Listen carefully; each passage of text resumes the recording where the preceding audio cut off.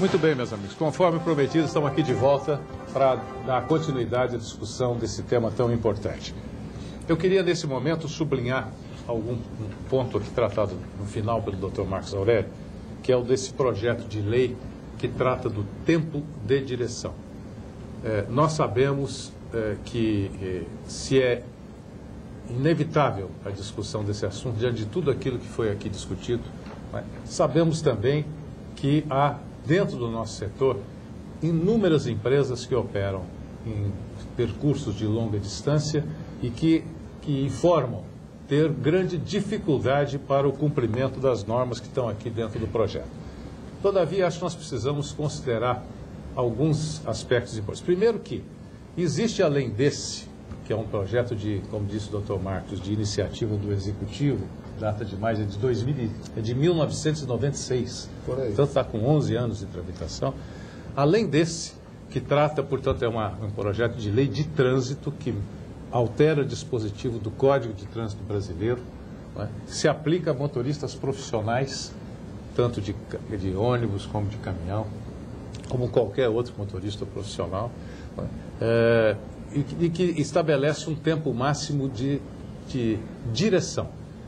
Não significa jornada de trabalho. Primeiro porque não se aplica só aos empregados, se aplica a qualquer motorista, seja ou não seja empregado. O transportador autônomo está sujeito a esta regra porque é uma regra de trânsito. Ele sofrerá uma multa como motorista por estar dirigindo, ou como dono do veículo, por estar dirigindo em condições ilegais, vamos dizer, em tempo superior ao da lei, não é?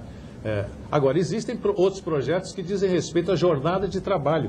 2 projetos que nós temos acompanhado de perto e que são muito mais draconianos, muito mais rigorosos, muito mais severos do que esse. E sim, aí sim provocam desequilíbrios fatais, até porque dão um tratamento totalmente diferente ao empregado, do autônomo. E aí certamente estabelecerá a condição de concorrência totalmente desigual entre empresas que optam por operar com motoristas próprios, penalizando até essas empresas que hoje têm frota própria, que optaram por esse sistema, em detrimento ou em benefício daquelas outras que operam só com carreteiro. Evidente que esta é uma primeira constatação. Quer dizer, nós estamos lidando com uma situação que é desconfortável para uma parcela do setor, mas que de qualquer maneira, algo que tem a ver com a responsabilidade social de todo aquele que exercita atividade de transporte, não é? Isso é um fato inexcusável. E que, de qualquer forma, queiramos ou não, esse tema está colocado em discussão em função da questão de acidente de trânsito. Não estamos fazendo disso demanda do setor, mas estamos nos abrindo a discussão desse tema, porque se não o fizermos, virá de qualquer maneira algum tipo de disciplinamento. Aliás, está tardando, quer dizer, você veja que não é normal um projeto tramitar 10 anos, 11 anos. Né? É sintoma de que, de fato, há uma dificuldade, etc.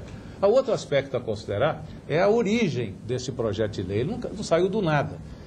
Eu ainda hoje, por telefone, relembrava com o Dr. Alfredo Pérez, que é o nosso diretor-geral do Denatran, que, aliás, vem fazendo um extraordinário trabalho à frente do Denatran. É sempre bom que a gente frise isso, até porque é um companheiro oriundo do nosso meio e que tem nos orgulhado pela qualidade do trabalho que tem feito o Denatran. Mas liguei para ele porque ele acompanhou muito de perto a origem desse projeto, né? E nos lembrou bem disso.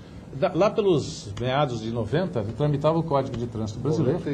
95, né? No ano de 95, tramitava o Código Brasileiro. Aprovado já na Câmara, ao subir para o Senado, se acrescentou ali um dispositivo que tratava de tempo de direção e que criava uma figura de crime de trânsito para aquele que determinasse ou permitisse que o seu funcionário ou preposto dirigisse acima dos limites estabelecidos. Crime com pena privativa de liberdade.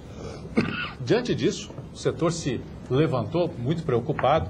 Houve uma série de reuniões na CNT, na Confederação Nacional do Transporte, em que empresários de carga e de passageiros solicitaram, com o grande empenho da nossa entidade, no caso a Confederação, também da NTC, no sentido de que encontrasse uma saída para aquilo. E o doutor Alfredo Pérez, à época diretor executivo da NTC e nomeado representante da Confederação para negociar este assunto junto aos órgãos de trânsito, dado que ele era, na época, conselheiro do CONTRAN, né?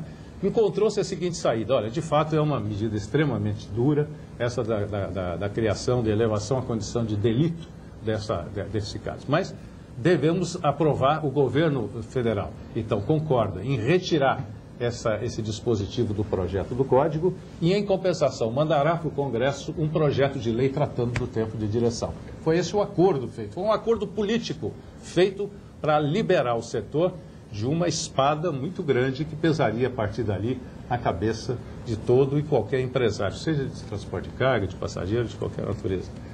Bom, esse foi um acordo feito e é preciso, então, nós não fugirmos aquilo que se conversa. A credibilidade das instituições exige que acordos políticos sejam cumpridos. Tá? Esta é uma consideração.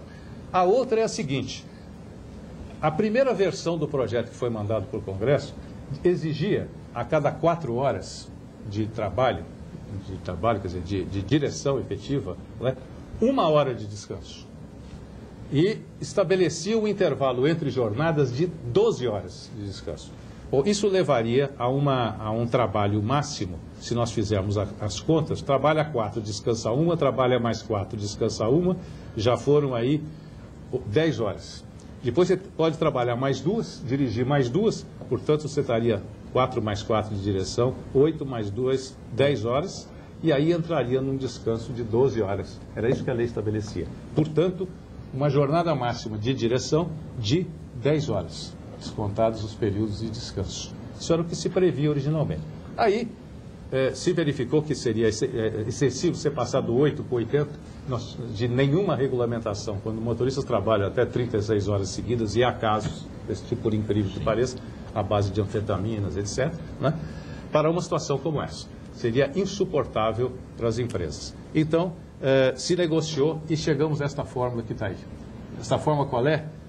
A cada 4 horas, meia hora de descanso, não mais 1 hora, e o intervalo entre jornadas de 10 horas, não mais 12, e mais, permitindo-se essa flexibilização que o Dr. Marcos chamou a atenção. Você teria uma possibilidade de passar de 4 para 5, desde que justificasse com a necessidade de se encontrar um porto seguro, né, para a parada do veículo. Bom, nesse caso, nós chegaremos a uma possibilidade de trabalho, se for na base de trabalhar 4 horas com meia, sem contar essa colher de chá da hora adicional, nós chegaríamos a 12 horas e meia de direção. Ou a 13 horas, se considerada a possibilidade de trabalhar 5 horas seguidas. Veja que nós estamos falando de uma jornada de 12 horas e meia, que em certas situações pode até ser necessário um descanso um pouco maior, para almoço, essa coisa. Estamos considerando, olha, para não parecer que estamos exagerando no argumento, e esses números podem ser confrontados fazendo o cálculo aí no papel, né, a 12 horas de jornada média diária. O doutor Disseu está lembrando aqui, 12 horas isso daria por semana 60 horas. 60 horas, né? É uma jornada e tanto, quer dizer, já em comparação com qualquer outro trabalhador, né? De sorte que nós não estamos falando, portanto, de algo que seja absolutamente restritivo à atividade de transporte. É claro que é uma restrição em relação ao nada que temos hoje, mas é algo que deve ser no mínimo discutido. Agora, admito que colegas nossos, empresários da maior respeitabilidade, que têm alegado dificuldade, eu acho que eles têm direito de manifestar o ponto de vista divergente, devem manifestar, até porque se não manifestar a gente não fica sabendo, né? E mais, devem também formular alternativas, quer dizer, buscar, quer dizer, nos dizer, então, isso não está bom, o que está bom? O que é que nós poderíamos avançar mais um pouco? Seria possível negociar mais um pouco? Sempre é. Politicamente, desde que se faça isso com habilidade, sempre se consegue alguma coisa. Mas precisa dizer o quê? Porque simplesmente se isso não é possível e a alternativa seria não fazer nada, aí fica difícil e aí, até em função do compromisso assumido, realmente não se pode caminhar nessa direção. É preciso que a gente encontre alternativas. Eu queria deixar isso muito registrado, porque tenho recebido manifestações que eu acho legítimas. Acho que até mesmo se tiver o sentido de pressão, é assim mesmo que as coisas funcionam, a gente precisa ser também pressionado por aqueles interesses conflitantes que existem dentro do setor, mas temos que prestar esse esclarecimento, inclusive aos companheiros que se sentem eventualmente incomodados com esse projeto.